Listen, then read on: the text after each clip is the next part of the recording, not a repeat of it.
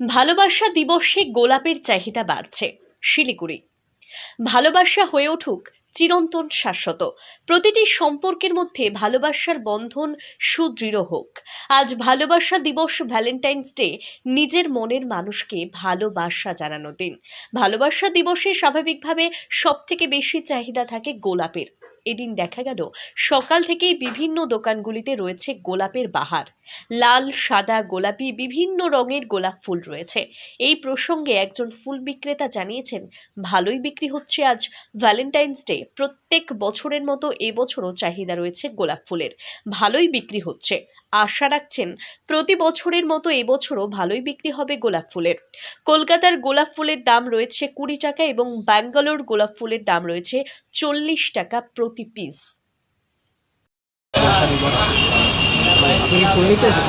না না, আমি ওনার দোকানের মালিক। তো কেমন বিক্রি হচ্ছে? না, খুব রেসপন্স খুব ভালোই পাচ্ছি, তবে আজকে সরকারি ছুটি বলে একটু গতবার থেকে একটু ভাটা আছে, তবে বিক্রি ঠিকই আছে। গোলাপের দাম কেমন আছে এবার?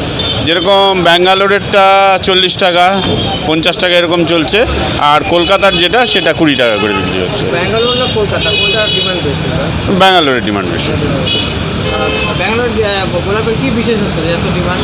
না, এটা কোয়ালিটিটা ভালো হয়, স্ট্রিমটাও লম্বা হয়, বার্ডসটা সুন্দর দেখতে হয় এবং অ্যাট্রাকটিভ জিনিস এটা। আর কি কি গোলাপ রয়েছে লাল গোলাপ ছাড়া? লাল রয়েছে, সাদা আছে, হলুদ আছে, তারপরে আপনার পিচ কালার আছে, পিঙ্ক আছে, জামিনি আছে, অনেক রকমের ডিমান্ড সবচেয়ে বেশি লালের। আজকে তো ভ্যালেন্টাইন্স ডে, তো কি বার্তা দিতে চান শহরবাসীকে? শহরবাসীকে একটাই, এই ভালোবাসার এই জিনিসটা যেন এই ভালোবাসাটা সবার মধ্যে থাকে।